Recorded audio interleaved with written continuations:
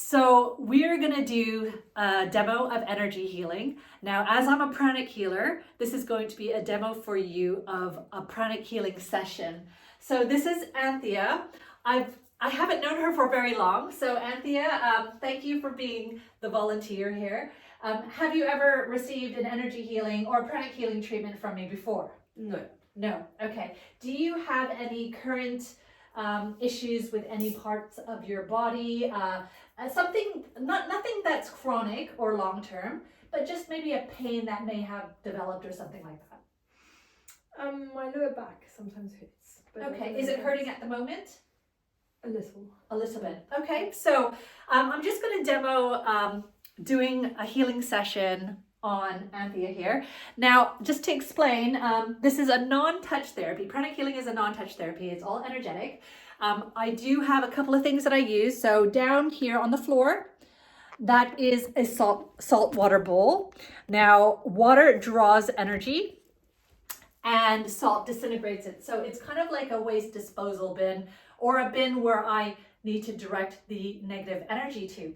I also use an alcohol spray, and this is for energetic hygiene. So obviously, as we're removing energetically a lot of the negative or dirty energy from Anthea and directing it to the bin, I also want to make sure that I don't absorb any of that. So this alcohol spray will help to disintegrate those negative energies. So I'm just going to start with sweeping the inner aura of Anthea. We call this the general sweep in pranic healing. I'm just going to do a few motions like this and direct the dirty, diseased energy into the saltwater bowl.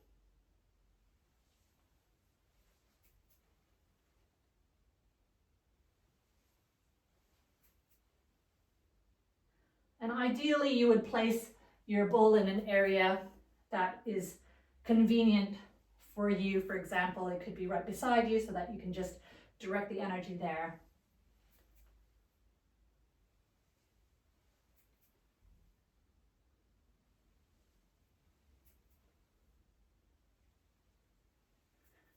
Okay, and I'm just going to ask Anthea, do you mind turning around?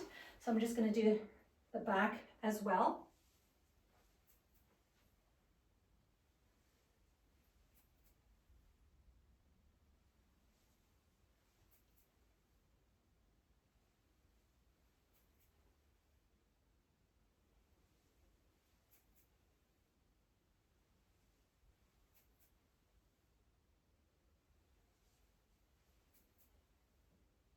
So, are you okay, Anthea? I'm feeling amazing, thank you. Oh, wow. Okay. Really good. Now, some people are more sensitive than others. For example, when I had my first treatment done, I don't normally feel anything. I would say on an energetic level, I'm not very sensitive, but that's absolutely fine. It's normal. It doesn't mean it doesn't work. Now, Anthea, I had a short discussion with her prior to this demo, and she's actually very sensitive. Some people are very sensitive to energy.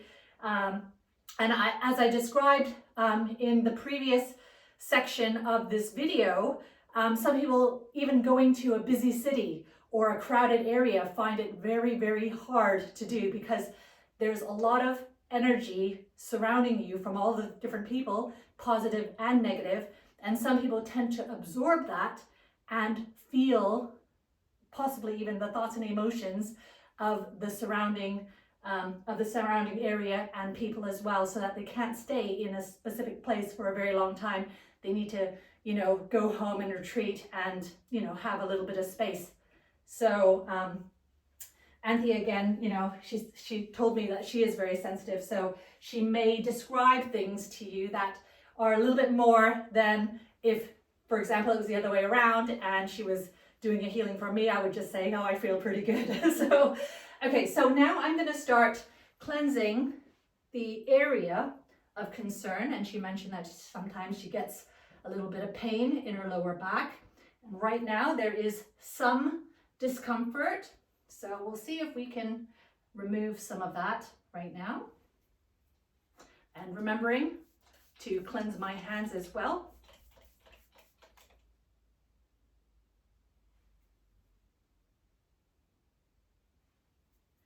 And would you say that this is muscular? Yeah, definitely muscular. Okay, so knowing the cause of the issues helps a lot, because that would help to guide me in terms of what I would do. But in pranic healing, you always start with cleansing. Cleansing is probably the most important step that you would do within pranic healing before you start to energize.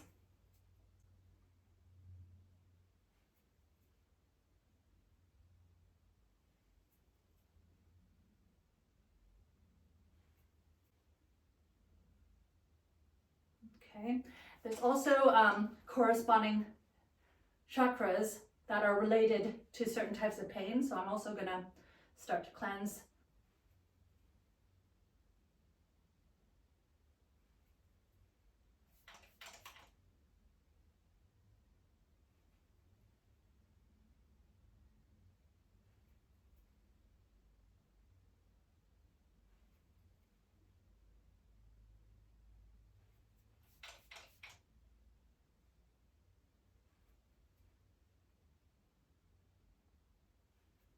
Now, the wonderful thing about pranic healing as well, right now I'm doing a demo for you when it's an in-person healing. So obviously you can see the person standing in front of me, and I'm doing the healing on her area of pain as well as some corresponding chakras. Now, it's also possible to do this distantly. So if Anthea wasn't actually in here, in this room, I could still do a healing on her, because this is all energetic, where there are no boundaries of space and time, basically. So, you know, I have parents who are in Canada, and I can do healings on them. Whether or not we're on video or not, it doesn't matter. The healing still works, but this is just a demo of an in-person healing.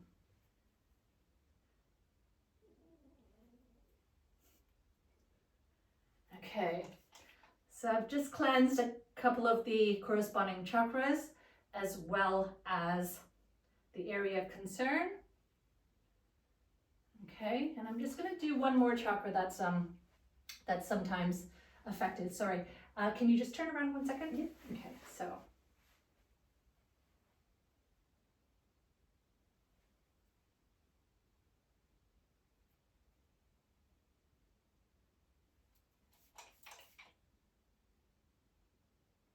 feeling all right?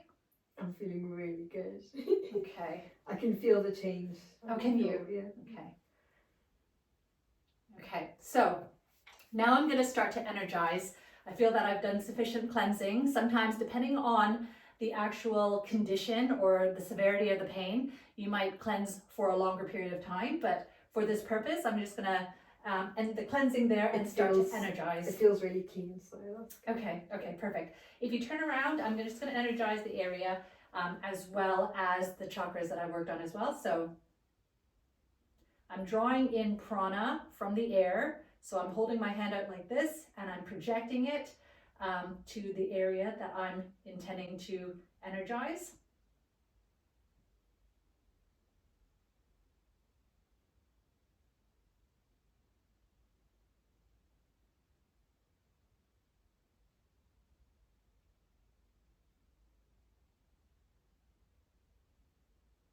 Okay, and always stabilizing the energy.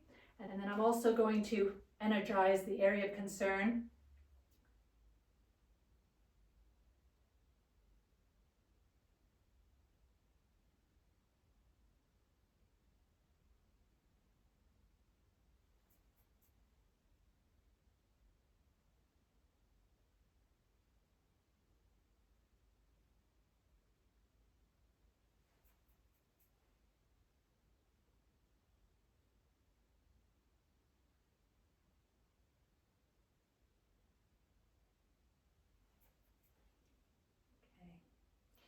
All right, so how is your pain?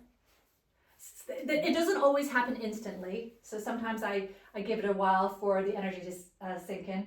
But Anthea, as I said, it's quite sensitive, so if you can just have a few words here. Yeah, so before I'd say the pain was probably about a 6 or 7 out of 10, and now it's probably about a 1 or a 2, so it's decreased massively.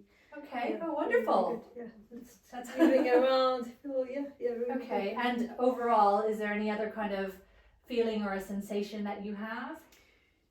Generally, overall, my body feels really clean and energized almost. Okay. Yeah, really And good. that was just doing a minute or two of cleansing and some energizing. So as you can see, healing can be very easy. Again, I used to work in finance, very mental, very mind driven. So something like this wasn't even on my radar. But after I learned the systematic way, almost like a scientific cookbook approach to healing, it was so easy to do.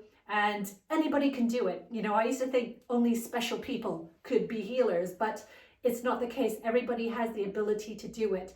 And having this ability when you have a family, you have loved ones, there's always people that have needs. And I've got a family of three boys, you know, and when I started learning, they were 3 young boys, and there was always something going on. And this, first, I must say, this never replaces orthodox medicine. This never replaces going to the doctors. I still bring my children to the doctors when I need to, because as a healer, you never diagnose. You need to, you know, take the appropriate avenues to diagnose whatever is going on. And then I can complement this by doing a healing session. And it's worked wonders. I feel more empowered. I don't feel helpless. And it's all something from the palm of my hands, literally. So thank you so much, Anthea. My pleasure. Really appreciate it. And I hope you enjoyed that demo.